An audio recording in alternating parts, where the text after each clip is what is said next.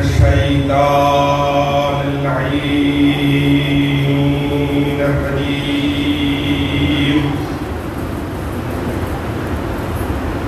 بسم الله الرحمن الرحيم.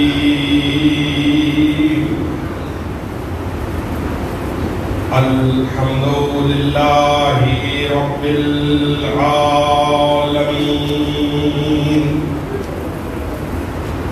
الصلاة والسلام على أشرف الخلائق أجمعين سيدنا ونبينا وشفيع ذنوبنا وطبيب نفوسنا حبیب الہ العالمین ابو القاسم محمد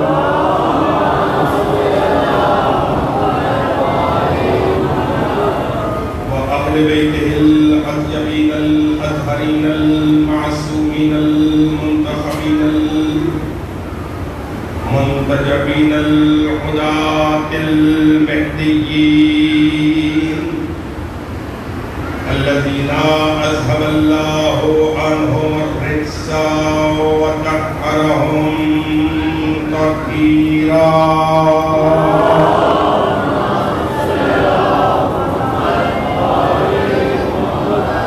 واللعنة الدائمة الباقية على أعدائهم ومنكري فضائلهم وغاصبي حقوقهم أجمعين. أما بعد فقد قال حق سبحانه وتعالى في القرآن الكريم وقوله الحق وهو أصدق القائلين. بسم الله الرحمن الرحيم. سنريهم آياتنا في الآفاق وفي أنفسهم حتى يتبين لهم أنه الحق. صلوات بلند آواز سے محمد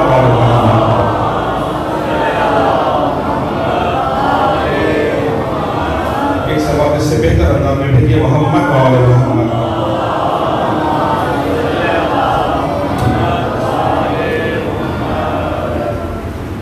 ایک صلوات اور بلند آواز سے محمد وآل محمد.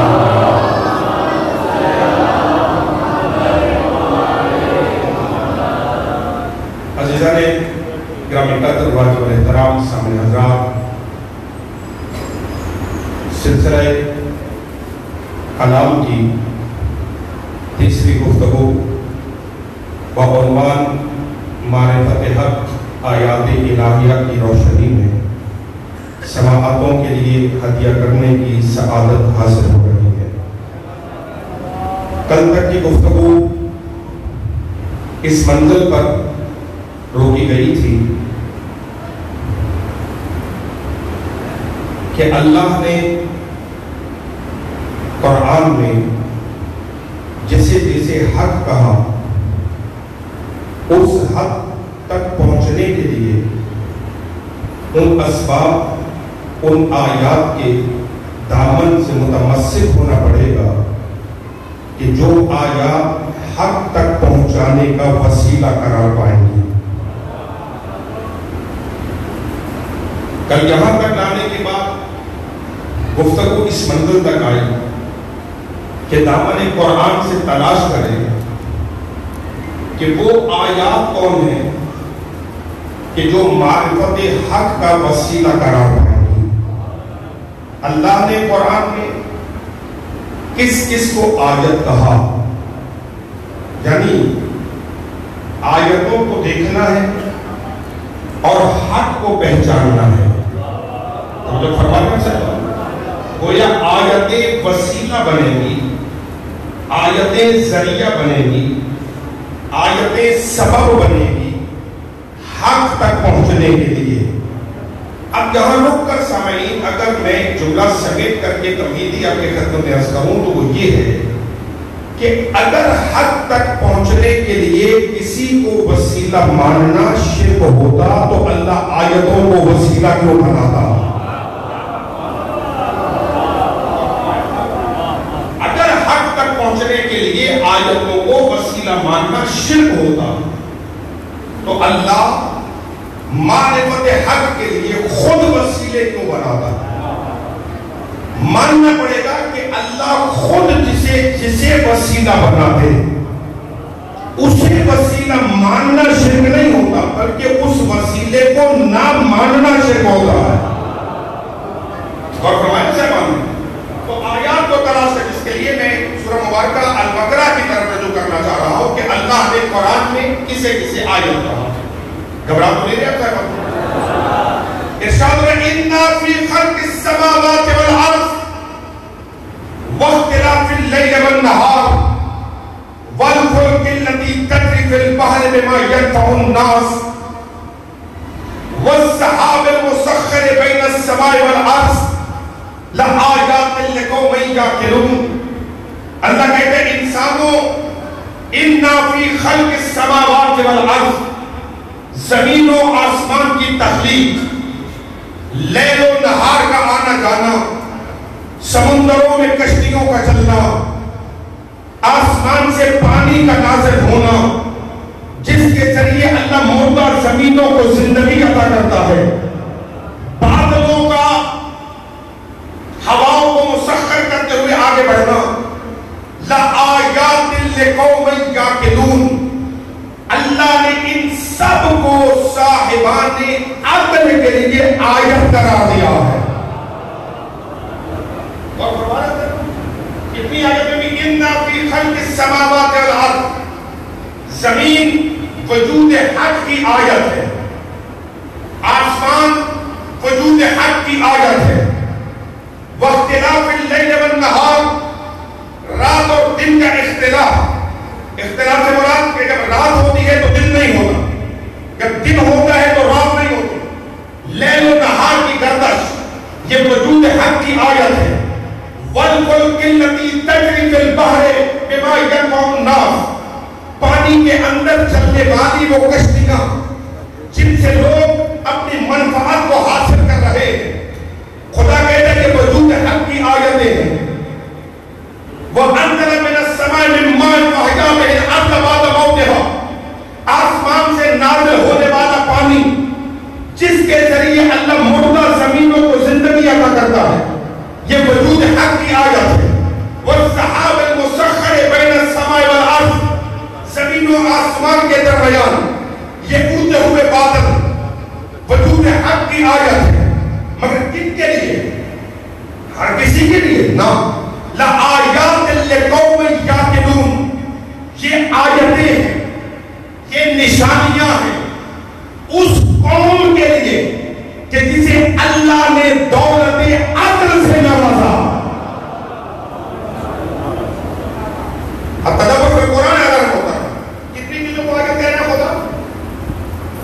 زمین آیت ہے، آسمان آیت ہے، رات آیت ہے، دن آیت ہے، کشتیاں آیت ہیں، پانی کے اندر چلنے والی کشتیاں آیت ہیں، آسمان سے نازل ہونے والی بارش یہ آیت ہے، بادل جو زمین و آسمان کے درمیان اڑ رہے ہیں یہ آیت ہے۔ ان سب کو اللہ نے آیت کہا نا، یہ ساری کی ساری کیا خدا کہتا ہے زمین دیکھو تو زمین بنانے والے کو پہچانو، زمین وسیلہ ہے اللہ کی معرفت کا، آسمان وسیلہ ہے اللہ کی معرفت کا، رات وسیلہ ہے خدا کی معرفت کا، دن وسیلہ ہے خدا کی معرفت کا، کشتیاں وسیلہ ہے خدا کی معرفت کی۔ توجہ ہو، کشتیاں وسیلہ ہے خدا کی معرفت کی، آسمانوں سے آنے والا پانی وسیلہ ہے خدا کو پہچاننے کا، بادلوں کا اڑنا یہ وسیلہ ہے خدا کو پہچاننے کا۔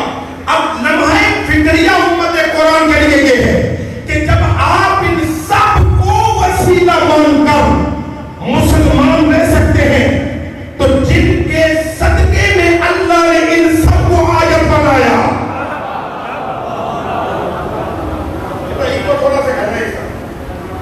توجہ فرمائیں، نعرہ حیدری،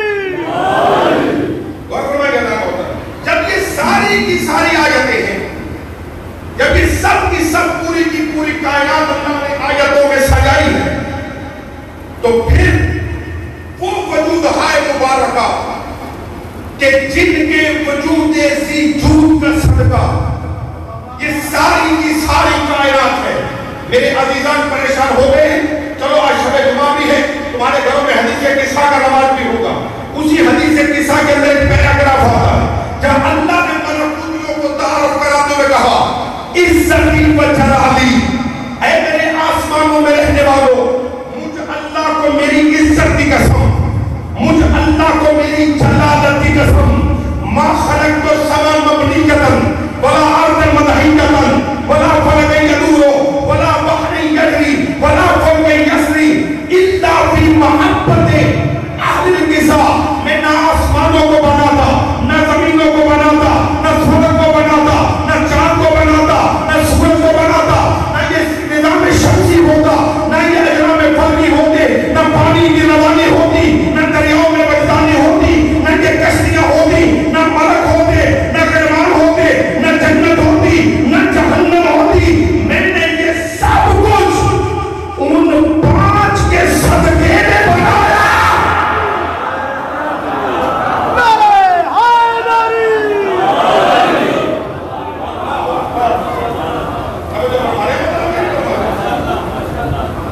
یہ سب کچھ اس پوری کائنات میں جو کچھ نظر آ رہا ہے وہ صدقہ ہے وجود ہائے محمد و آل محمد کا.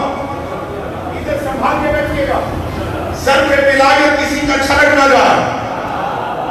متوجہ ہے پتہ, عرفان ولایت یہ ہے کہ فضائل کی روشنی میں اس خالق تک پہنچے کہ جس خالق نے ان 14 کو صاحب فضائل بنایا. یہ بات سمجھ رہی ہے. سلوات پڑھے محمد و آل محمد.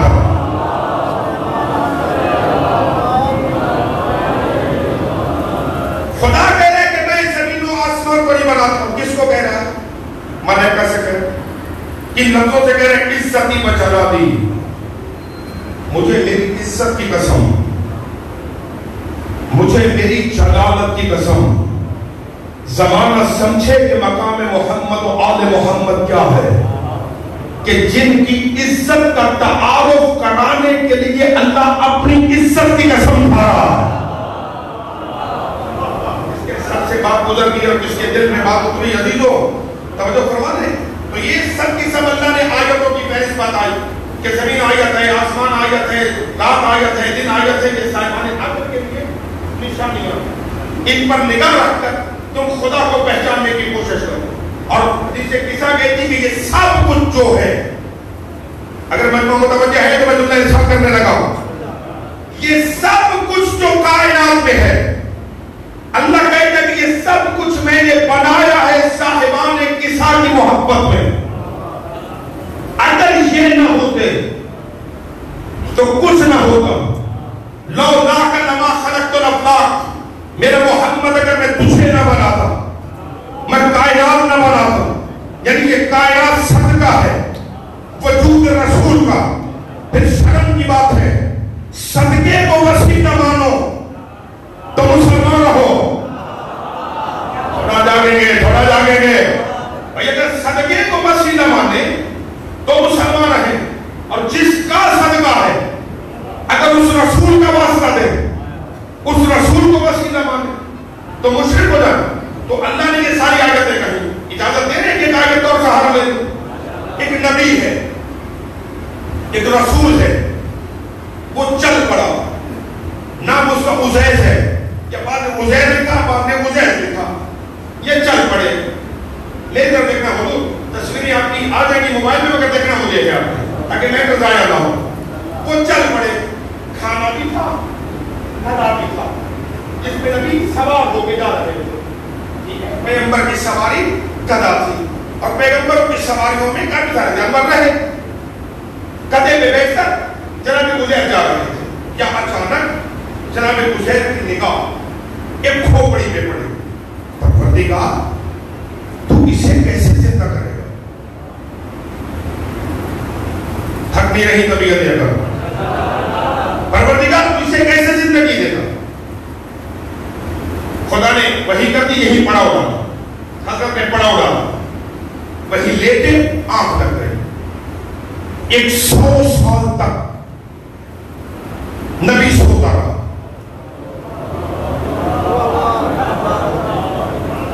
ایسے معاملہ تو نہیں چلے گا نا ٹوبا والوں.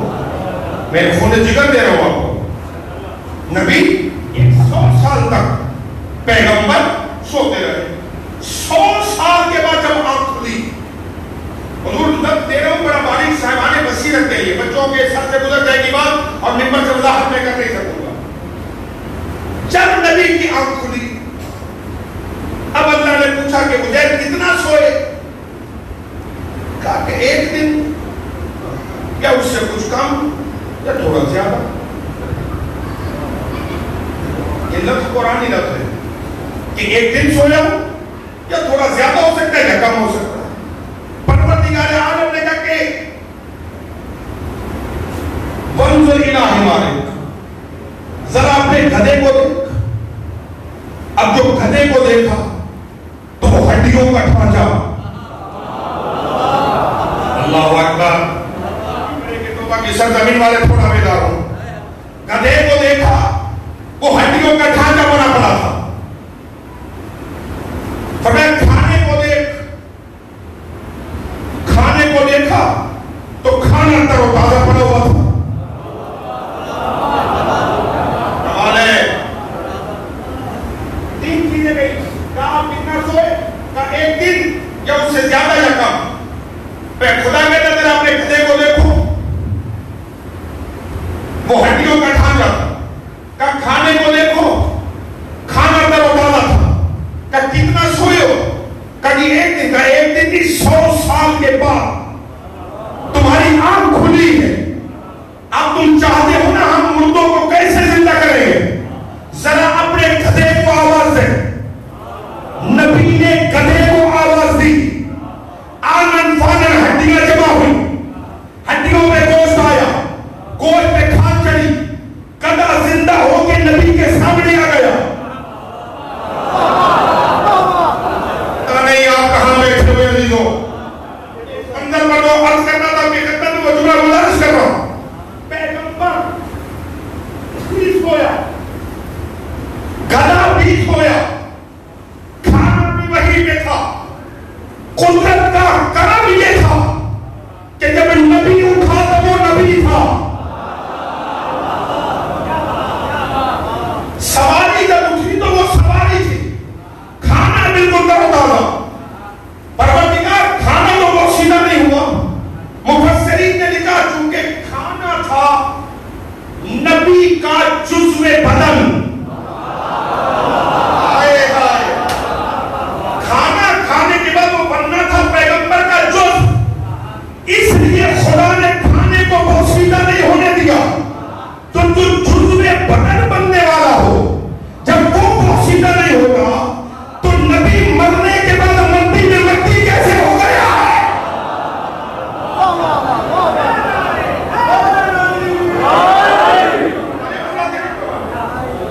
نبی کا کھانا, نبی کی غذا اندر بوسیدہ نہیں ہونے دیتا تو خود نبی مٹی میں جاتا. مٹی میں مٹی کیسے ہو گئے؟ متوجہ ہے مطلب کیا نہیں؟ اب خدا کہتا ہے وانظر الی حمارک, ذرا اپنے گدھے کو دیکھ. وَلِنَجْعَلَكَ آیَةً لِلنَّاسِ, ہم اس گدھے کو زندہ کر کے لوگوں کے لیے اسے آیت بنائیں گے. واضح ہے بات سب پہ کرنا تو نہیں ہے, گفتگو تھوڑی شکیل ہے یار, مگر ساتھ چلتے آئیے گا. یہ گدھا کیا ہے؟ اللہ کہتا ہے یہ گدھا بھی اس کو مرنے کے بعد زندہ کر کے ہم نے کیا کیا ہے؟ نجعلک آیۃ للناس, تیرے گدھے کو ہم نے لوگوں کے لیے آیت بنایا کہ اس گدھے کی زندگی دیکھ کر زندگی دینے والے کو پہچانو. توجہ فرمایا بتاتے ہیں, اس گدھے کو دیکھ کر قدرت حق تک پہنچنے کی کوشش کرو کہ اللہ نے کس طرح اس گدھے کو زندگی دی. ہم نے کیا کہا کہ آیت کسے کہتے جو وسیلہ بنے معرفت حق کا, تو اس گدھے کو اللہ نے کیا بنایا؟ وسیلہ بنایا نا. کمال ہو رہی ہے. تمہارے لیے گدھا وسیلہ بن جائے تو کوئی مسئلہ نہیں ہے.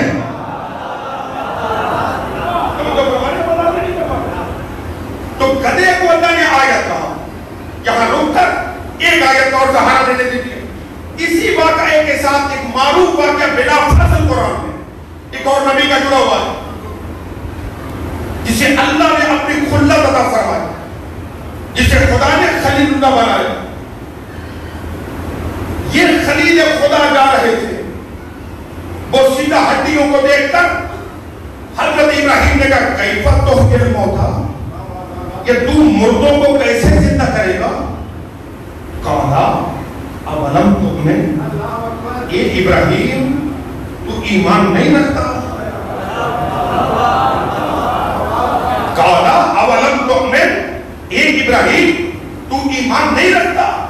پروردگار کے ہاتھ پر کہا نا ایمان ہے، لیطمئن قلبی، میں تو اطمینان قلب چاہتا ہوں.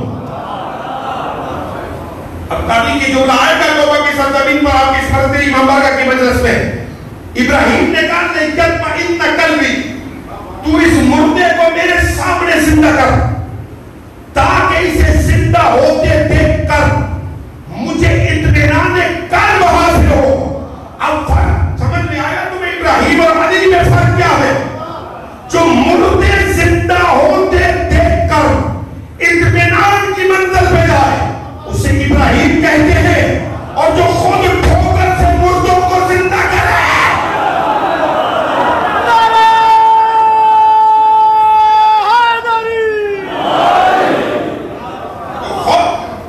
ٹھوکر سے مردوں کو زندہ کرے اسے علی کہے.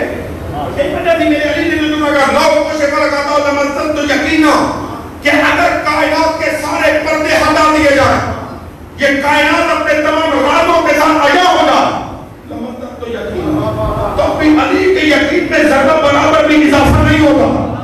میں علی یقین کی اس منزل میں ہوں کہ اب کوئی بھی راز علی کے سامنے راز نہیں ہے. عزیزان محترم، جیسے جناب ابراہیم نے یہ لفظ کہے خدا کی آواز آ گئی، ابراہیم اطمینان قلب چاہیے، مردے کیسے زندے ہوں گے؟ چلو 4 پرندے دو.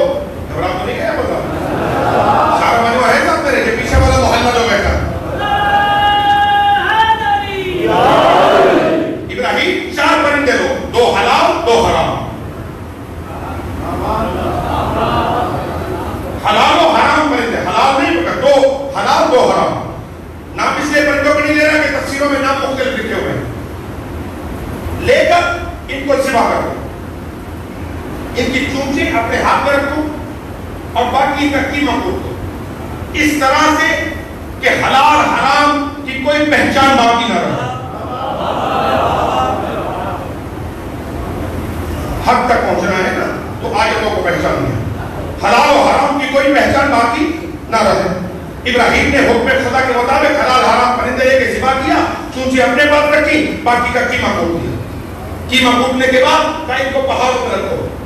پہاڑ پر رکھنے کے بعد جس پرندے کو تیرا دل چاہے اس کا نام لے کے آواز ہے، پھر ہماری قدرت کی نشانی دے، پھر ہماری قدرت کی نشانی کو دے. ابراہیم علیہ السلام نے ایک پرندے کی چونچ کو پکڑا، اسے آواز دی. جہاں جہاں پر اس پرندے کے اجزاء تھے وہی سے اجزاء نے پرواز کرنا شروع کیا. وہ پرندے کی چونچ کے ساتھ ملے، پرندہ زندہ ہوا، فضا میں چلا گیا. سمجھ میں کیا آیا؟ یعنی کسی حلال پرندے کے گوشت میں حرام پرندے کا ایک ٹکڑا بھی نہیں لگا. اللہ اکبر اللہ اکبر. جو خدا کی قدرت کو دیکھنا چاہ رہے ہیں، کسی حرام پرندے کے ساتھ حلال کا ٹکڑا نہیں آیا، حلال کے ساتھ حرام کا ٹکڑا نہیں آیا. تو جملہ سمجھ کے دل رہو، یعنی خدا نے ثابت کیا کہ اگر کسی منزل پر تم حلال و حرام اکٹھے بھی کر دو تو حق جب جدا کریں گے حلال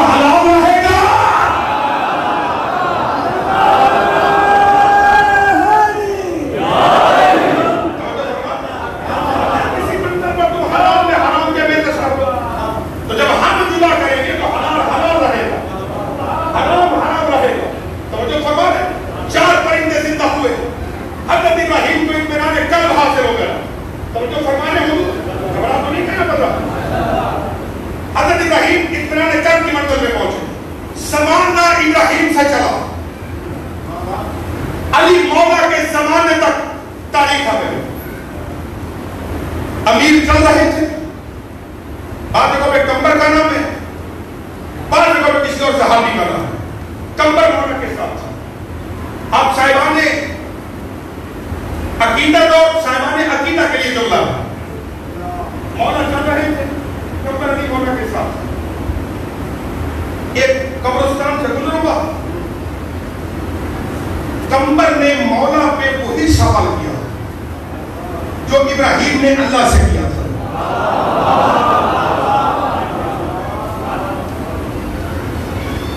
جاتے ہیں کہ مجھے تکلیف ہوتی ہے کہ میں جب ضائع ہوتا میں جملہ بدل ہوں. ابراہیم مزاج شاگرد نے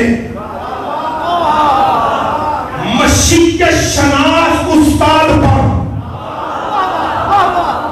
وہ سوال کیا جو ابراہیم نے اللہ پہ کیا تھا کہ مولا اللہ ان مردوں کو کیسے زندہ کرے گا. مشیت مزاج استاد نے ابراہیم مزاج شاگرد کو وہی جواب دیا جو اللہ نے ابراہیم کو دیا تھا. پتہ کہ مولا فرماتے کمبر ایمان نہیں ہے کہ مولا ایمان ہے مگر اطمینان قلب چاہیے. مولا اطمینان قلب چاہیے. امام فرماتے اچھا تیرے پاس خنجر ہے؟ کہاں مولا خنجر ہے. مولا فرماتے خنجر کو نکالو. خنجر نکالا. امام فرماتے اس کی دھار آسمان کی طرف. کمبر نے دھار کاٹنے والا حصہ آسمان کی طرف موڑا. مولا فرماتے آسمان کی طرف نگاہ کر کے میرا نام لے کر ایک پرندے کو آواز ہو. انہیں سمجھ آ رہی وہ میرے ساتھ چلے گئے. آج جن کے ذہنوں میں کچھ سوال ابھر رہے ہیں وہ سوال کرنے کی میں اجازت دے رہا ہوں. توجہ رکھیے گا اس لیے کہ کوئی بھی موضوع ممبر سے تشنا چھوڑ کے جانا نہیں چاہتا. مولا فرماتے میرا نام لے کے پرندہ بولا. کمبر نے علی کا نام لیا. پرندہ بولا ہے. وہ پرندہ آیا اس نے چھری کی دھار پر اپنی گردن کو رکھا. حرکت کی سر الگ ہوا تھر الگ ہوا.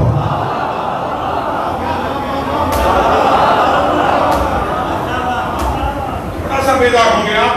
اب مجھے معلوم ہے کہ انشاءاللہ آپ کی داد والی نجف تک جائے گی. پرندہ ذبح ہو گیا. مولا ذبح ہو گیا. علی فرماتے چونچ بھی اٹھا تھر بھی اٹھا. میرا نام لے کے دونوں کو ملا. ہائے ہائے میرا نام لے کے دونوں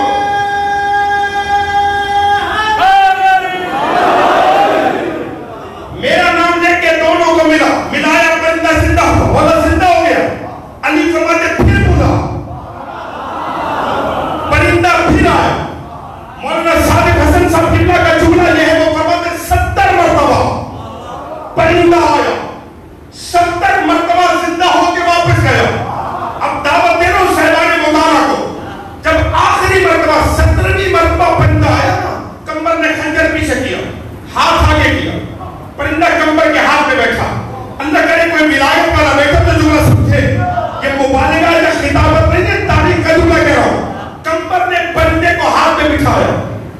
بٹھانے کے بعد پرندے کو دیکھا اور دیکھنے کے بعد کہتے تیرے جسم میں روح نہیں ہے.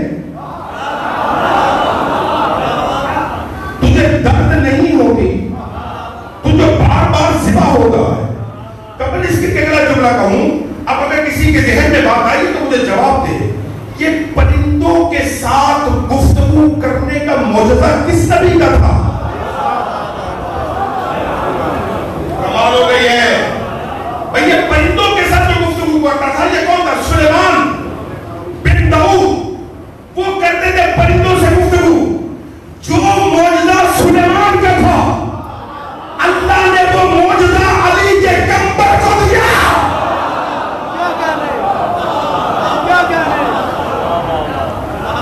جو معجزہ سلیمان کا تھا وہ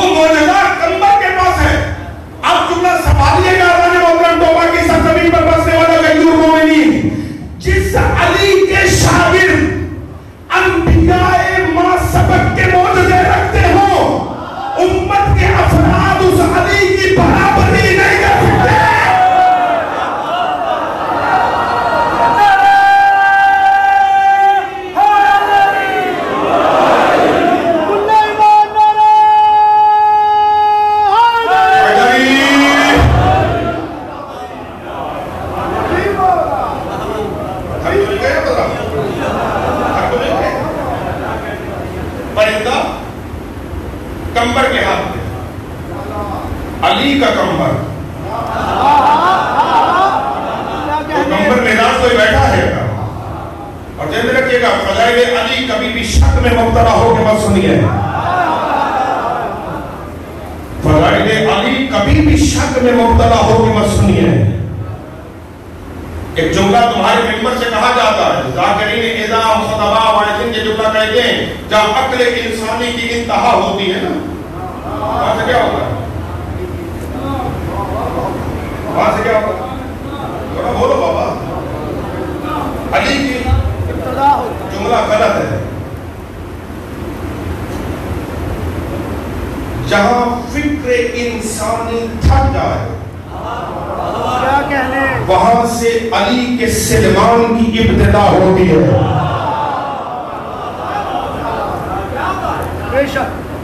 جہاں عقل انسانی تھک جائے وہاں سے سلمان کا آغاز ہوگا، اور جہاں فکر سلمان تھک جائے وہاں علی کی ابتدا ہوتی ہے. متوجہ ہے؟ بتاتے نہیں شک میں مبتلا ہو کے نہیں. وہ کیا مانا علی کو؟ اگر شک میں مانا تو کیا مانا؟ یہی تو کمال ہے. علی کو صاحب فضائل مان کے پھر سوچو، جس کا بنایا ہوا علی اتنی فضیلتوں کا مالک ہے، اس علی کا بنانے والا کتنے فضائل کا مالک ہے.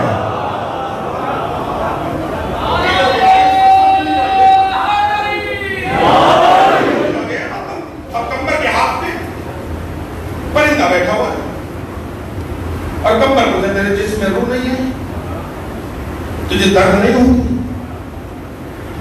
روح ہے، درد بھی ہوتا ہے. کمبر کہتا ہے اچھا درد ہوتی ہے، روح بھی تیرے جسم میں ہے، پھر آتا کیوں ہے؟ آپ جیسے دلوں کی توجہ کی ضرورت ہے مجھے. یہ خنجر کے اوپر جو بار بار تو 70 مرتبہ سکھا ہوا ہے، تو آتا کیوں ہے؟ جب درد بھی ہوتی ہے، روح بھی تیرے اندر ہے، ذبح ہوتے ہوئے درد بھی ہوتی ہے، خون بھی نکلتا ہے، پھر آتا کیوں ہے؟ کہ کمبر علی کے ساتھ چل کر بھی تیری معرفت کا زینہ بلند نہیں ہوا. تو میرا آنا دیکھتا ہے، بلانے والے کا بلانا نہیں دیکھتا.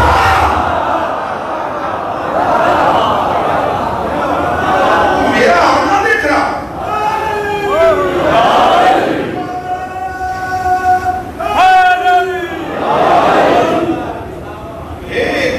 تو میرا آنا دیکھتا ہے، بلانے والے کا بلانا نہیں دیکھتا. اب جملہ کہہ دوں ناراض نہ ہوئیے گا، 10 کے ادب پڑھ رہا ہوں، بہت حقیر معمولی طالب علم ہے، جملہ کہنے کی جسارت کرنے لگا ہوں. پرندے نے کمال ولایت بتایا کہ ولایت کی اطاعت کیا ہے. ولایت کی اطاعت یعنی اطاعت مولا یہ ہے کہ جہاں تمہیں مولا بلائے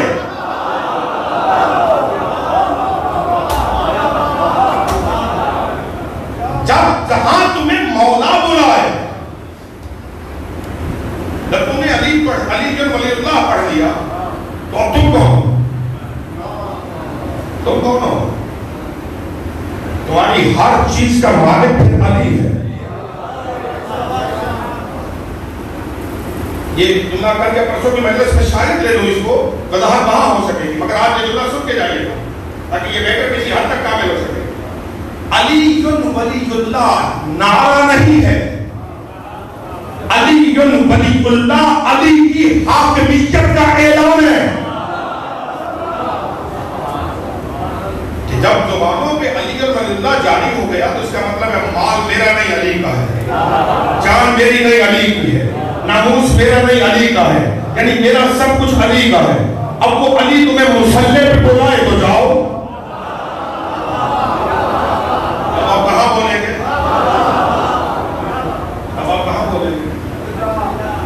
علی تمہیں مصلی پہ بلائے تو جاؤ، علی تمہیں مسجد میں بلائے تو جاؤ. پرندے نے بتایا نا میرا آنا نہ دے، بلانے والے کا بلانا دے. یہ دیکھو تمہیں بلا کون رہا ہے؟ یہ کون ہے جو تمہیں دعوت دے رہا ہے؟ تو حق تک پہنچنے کے لیے ان آیتوں کے ذریعے حق تک جاؤ. جن آیتوں کو اللہ نے وسیلہ بنایا ہے معرفت حق کا.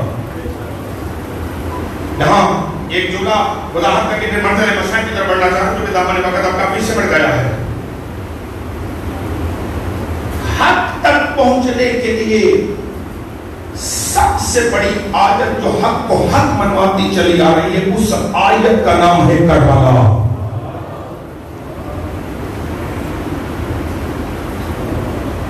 کربلا وجود حق کی آیت کا نام ہے. کربلا کتاب حق ہے. اور ذہن میں رکھنا کیسی کیسی آیتیں ہیں. اسی کربلا کی آیتوں میں سے وہ آیتیں جنہیں حسین لایا خدا منوانے کے لیے، ان آیتوں میں ایک آیت کی زندگی 6 مہینے تھی.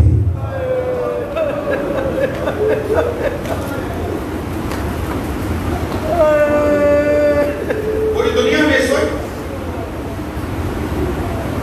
جو ماہ محرم کا پہلا جمعہ ہوتا ہے وہ منسوب ہے حضرت باب الحوائج کے ساتھ.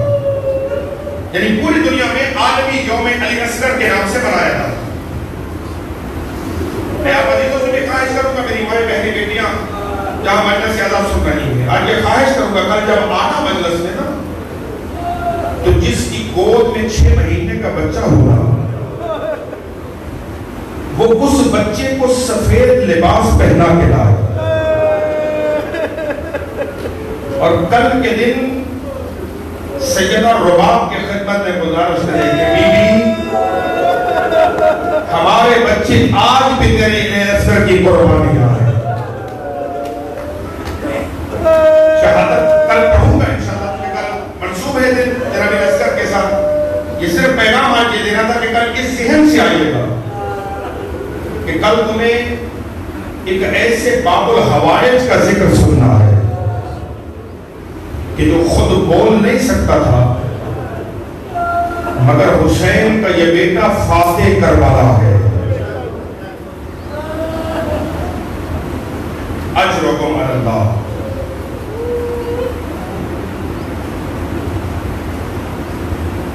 تو محرم گزر گئی نا، مسافر کربلا آ گیا ہے.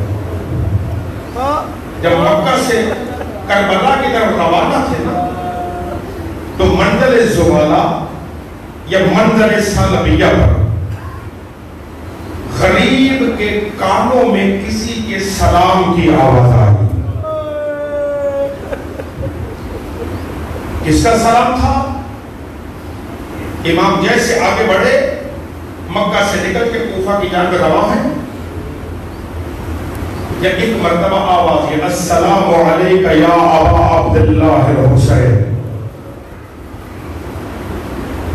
جیسے امام نے سلام سنا، گھوڑے کو ایڑ لگا کے مولا 2 قدم آگے بڑھے.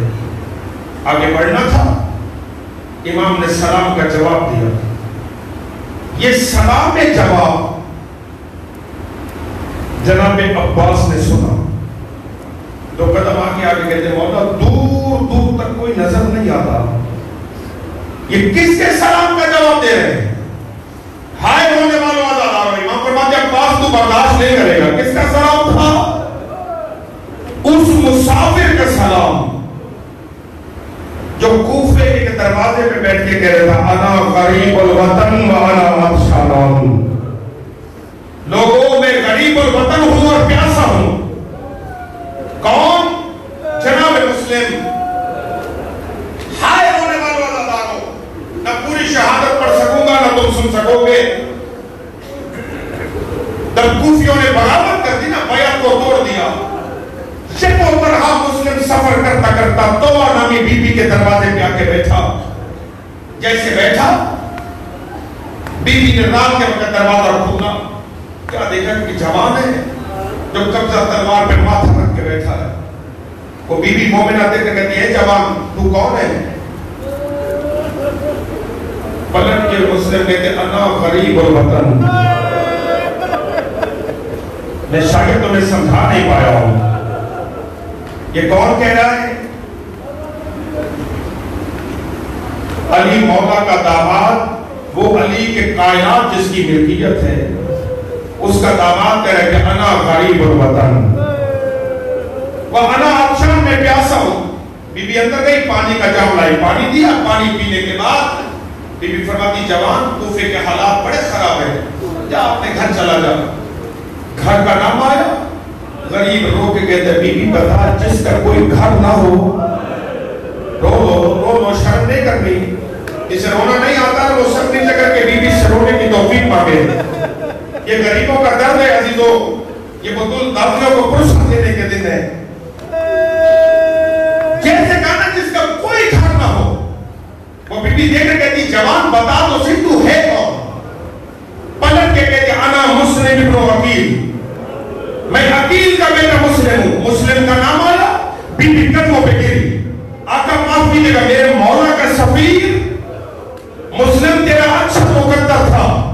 جب تو نے بتایا نا تو حسین کا سفیر ہے, تجھے کسی نے تماچا تو نہیں مارا, تجھے کسی نے دھوکا تو نہیں مارا, لیکن ہائے سجاد کا مقدر جہاں بتاتا تھا میں حسین کا بیٹا ہوں, کوئی بے غیرت دور نہ مارتا تھا, کوئی بے غیرت تازیہ نہ مارتا تھا. بڑے آرام سے بڑے تحمل سے بی بی گھر لے گئی. جب گھر پہنچے نا, کھانا پانی کا نہیں, کھانے کی ضرورت نہیں, میں نماز پڑھنا چاہتا ہوں. نماز میں مشغول تھے. جب مسلم کے کانوں پہ ٹاپوں کی آواز آئی, قیامت کا جملہ ہے عزیز و مقتل کا. جلدی سے مسلم نے نماز ختم کر کے اپنا خود اپنے سر پہ رکھا, تلوار کو بے قیام کیا, آسمان کی طرف دیکھ کے کہتا ان للہ و انا الیہ راجعون. یہ کہہ کے مسلم گھر کے صحن میں آیا. وہ مومن آگے بڑھ کے کہتی مولا آپ میرے گھر میں محفوظ ہیں, میری لاش سے گزر کر کوئی آپ کے پاس آ سکتا ہے. سننے کے جملہ اتنا غیرت مند تھا. آگے بڑھ کے کہتے بی بی میری غیرت گوارا نہیں کرتی کہ میری موجودگی میں کوئی نامحرم تیرے گھر میں داخل ہوگا. ہائے رونے والوں تو انتظار میں بیٹھے ہو. مسلم بھی ہاشمی تھا, سجاد بھی ہاشمی تھا, مگر مسلم برداشت نہ کر سکا کسی کنیز کے گھر میں کوئی نامحرم داخل ہو جائے. لیکن سجاد کی غربت کیا تھی؟ شام غریبہ. اجر و کمل اللہ, اجر و کمل اللہ. مسلم بہرائے جنگ شروع ہوئی. رونے والوں زخمی مسلم کے ہاتھ میں رسیاں باندھ کر عبید اللہ بن زیاد کے دربار میں لایا گیا. جب دربار میں لائے, ایک مرتبہ مسلم نے سینہ تان کے کھڑے تھے. کسی ظالم نے کہا تو نے سلام نہیں دیا. مسلم کہتے میں تجھ پہ بھی لعنت کرتا ہوں, تیرے امیر پہ بھی لعنت کرتا ہوں. مالک الامیر سوى حسین, میرا امیر حسین کے علاوہ کوئی نہیں ہے. ہائے رونے والوں عزاداروں, ایک مدت یہ تھی کہ جب مسلم آئے تھے 9 اگست سے حج کو, اس کے بعد 12 محرم کو اسی دربار میں مولا سجاد آئے تھے. مسلم آیا تھا تو سینہ تان کے کھڑا تھا. سرکار زین العابدین نے اس نے چھپایا ہوا تھا. ایک شامی نے تانا دیا سجاد شرمندہ, تیرا چچا بھی یہاں آیا تھا, مگر وہ تو سینہ تان کے کھڑا تھا. امام کو بولتے مسلم جب آیا تھا تو اس کے ساتھ زینب قید نہیں تھی. اجر و کمال اللہ. جب مسلم آیا تھا تو اس کے ساتھ سیدہ قید نہیں تھی. بس ہونے والا تھا قتل کا حکم صادر ہوا. مسلم کو در و مارا کی چھت پہ لے کے آئے. جیسے در و مارا کی چھت پہ آئے, ایک مرتبہ مسلم نے دیکھا. دیکھنے کے بعد کہتے کوفہ والوں, میرے 2 بچے کل رات سے گم ہو گئے ہیں. کل عید کا دن اگر مل جائیں تو تماچے نہ مارنا. وصیتیں کرنے کے بعد اب مسلم نے مکہ کی جگہ دیکھا اور دیکھ کے کہتے السلام علیکہ یا ابا عبداللہ الحسین. اے مولا میرا تجھ پہ سلام ہو. جیسے امام نے سلام کا جواب دیا, عباس کہتے مولا یہ کون ہے؟ حضرت فرماتے عباس تو برداشت نہیں کر کے ماتم کی دعوت دے رہا ہوں. عباس مولا کہتے مولا تجھے ماں کے زخمی پہلو کا واضح بتا یہ کون ہے. امام نے 2 انگلیاں دراتی کر دیکھ